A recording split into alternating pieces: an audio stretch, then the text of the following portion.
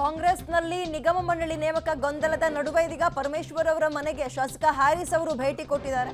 ಅವರು ನಿಗಮ ಮಂಡಳಿ ವಿಚಾರದಲ್ಲಿ ರೆಬೆಲ್ ಆಗಿದ್ದಾರೆ. ಪರಮೇಶ್ವರ್ ಅವರು ನಮ್ಮ ಬಗ್ಗೆ ಅಂದ್ರೆ ನಮ್ಮ ಹತ್ರ ಇದ್ರ ಬಗ್ಗೆ ಮಾತೇ ಆಡಿಲ್ಲ, ಚರ್ಚೆನೇ ಆಗಿಲ್ಲ ಅನ್ನುವಂತಹ ಒಂದು ರೆಬೆಲ್ ಆಗಿದ್ದಾರೆ ಆ ವಿಚಾರಕ್ಕೆ. ಹೀಗಿರುವಾಗ ಶಾಸಕ ಹ್ಯಾರಿಸ್ ಅವರು ಭೇಟಿ ಕೊಟ್ಟಿದ್ದಾರೆ. ಈ ನಿಗಮ ಮಂಡಳಿ ವಿಚಾರದಲ್ಲಿ ಈ ಸಲ ಕಾಂಗ್ರೆಸ್ ಕಾರ್ಯಕರ್ತರ ಪಾಲೇ ಹೆಚ್ಚಾಗಿರೋದು ಒಂದು ರೀತಿ ಆಶ್ಚರ್ಯ ತಂದಿತ್ತು. ಹೆಚ್ಚಿನ ಡೀಟೇಲ್ಸ್ ನಮ್ಮ ಪ್ರತಿನಿಧಿ ಶ್ರೀನಿವಾಸ್ ನೀಡ್ತಾರೆ. ಶ್ರೀನಿವಾಸ್, ಈ ನಿಗಮ ಮಂಡಳಿ ಅಧ್ಯಕ್ಷರ ನೇಮಕ ವಿಚಾರಕ್ಕೆ ಪಕ್ಷದಲ್ಲಿ ಪರಮೇಶ್ವರ್ ಅವರ ಅಪಸ್ವರ ಮಾತ್ರ ಅಲ್ಲ, ಬೇರೆ ನಾಯಕರು ಕೂಡ ಅಪಸ್ವರ ಎತ್ತಿದ್ದಾರೆ. ಹೀಗಿರುವಾಗ ಹೇಗೆ ಸಮಾಧಾನ ಮಾಡ್ತಾರೆ, ಏನು ಎತ್ತ ಅಂತ? ವಿದ್ಯಾ, ಹೌದು. ಯಾಕೆಂದ್ರೆ ನೆನೆ ಪರಮೇಶ್ವರ್ ಅವರು ನೇರವಾದ ಮಾತುಗಳಲ್ಲಿ ಹೇಳಿದ್ರು, ನಮ್ಮ ಅಭಿಪ್ರಾಯಗಳನ್ನ ಕಾರ್ಯಕರ್ತರಿಗೆ ನಿಗಮ ಮಂಡಳಿ ಕೊಡುವಂತ ವಿಚಾರವಾಗಿ ಸಂಗ್ರಹ ಮಾಡಿಲ್ಲ, ಅಭಿಪ್ರಾಯಗಳನ್ನ ಸಂಗ್ರಹ ಮಾಡಬೇಕಾಗಿತ್ತು ಅನ್ನುವಂತ ಅಸಮಾಧಾನವನ್ನು ಹೊರಹಾಕಿದ್ದಾರೆ. ಯಾಕೆಂದ್ರೆ ಬರುವಂತ ದಿನಗಳಲ್ಲಿ ಲೋಕಸಭಾ ಚುನಾವಣೆ ಇದೆ.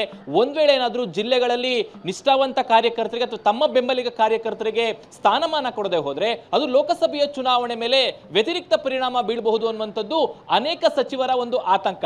ಹಾಗಾಗಿನೇ ತಮ್ಮ ಬೆಂಬಲಿಗರು ಅಥವಾ ಪಕ್ಷಕ್ಕಾಗಿ ನಿಷ್ಠೆ ದುಡಿದಂತಹ ಕಾರ್ಯಕರ್ತರಿಗೆ ಕೊಡಬೇಕು ಅನ್ನುವಂಥದ್ದು ಅನೇಕ ನಾಯಕರು ಸಚಿವರ ಒಂದು ಆಶಯ.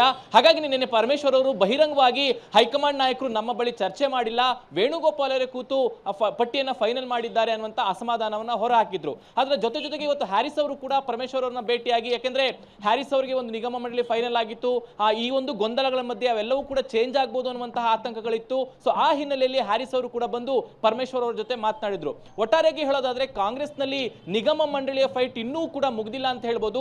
ಒಂದ್ ಕಡೆ ಕಾರ್ಯಕರ್ತರು ಯಾವಾಗ ಸಿಗುತ್ತೆ ಅಂತ ಕಾಯ್ತಿದ್ರೆ, ಮತ್ತೊಂದು ಕಡೆ ಸಚಿವರು ಮತ್ತೆ ನಾಯಕರು ತಮ್ಮ ಬೆಂಬಲಿಗರಿಗೆ ತಮ್ಮ ಅಭಿಪ್ರಾಯವನ್ನ ತೆಗೆದುಕೊಂಡು ನಿಗಮ ಮಂಡಳಿ ಕೊಟ್ಟಿಲ್ಲ ಅನ್ನುವಂತಹ ಅಸಮಾಧಾನವನ್ನ ಹೊರಹಾಕ್ತಿದ್ದಾರೆ.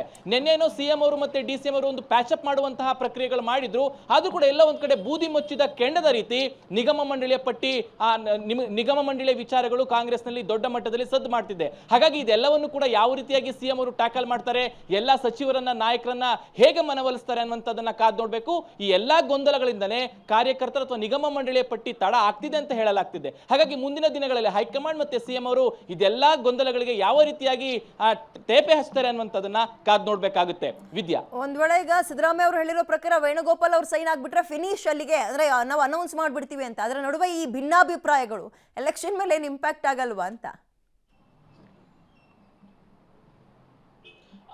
ವಿದ್ಯಾ, ಆತಂಕ ಇರುವಂತದ್ದೇ ಸಚಿವರಿಗೆ ಅದು. ಯಾಕೆಂದ್ರೆ ಜಿಲ್ಲಾ ಮಟ್ಟದಲ್ಲಿ ಪ್ರಮುಖ ನಾಯಕರು ಅಥವಾ ಕಾರ್ಯಕರ್ತರಿಗೆ ಒಂದ್ ವೇಳೆ ಸ್ಥಾನಮಾನಗಳು ಕೊಡದೆ ಹೋದ್ರೆ ಅವರು ರೆಬಲ್ ಆಗ್ಬೋದು. ಸೊ ಒಂದ್ ವೇಳೆ ರೆಬಲ್ ಆದ್ರೆ ಅದು ಲೋಕಸಭೆಯ ಫಲಿತಾಂಶದ ಮೇಲೆ ಪರಿಣಾಮ ಬೀರುತ್ತೆ. ಯಾಕಂದ್ರೆ ಕಾರ್ಯಕರ್ತರೇ ಪ್ರತಿಯೊಂದು ಕ್ಷೇತ್ರದಲ್ಲೂ ಕೂಡ ನಿಂತು ವೋಟ್ ಹಾಕಿಸುವಂತದ್ದು. ಅವರಿಗೆ ನಾವು ಸ್ಥಾನಮಾನ ಕೊಡದೆ ಹೋದ್ರೆ ಅದು ನಮಗೆ ಡ್ಯಾಮೇಜ್ ಅನ್ನುವಂಥದ್ದು ಪರಮೇಶ್ವರ್ ಸೇರಿದಂತೆ ಅನೇಕ ಸಚಿವರ ಒಂದು ಆತಂಕ.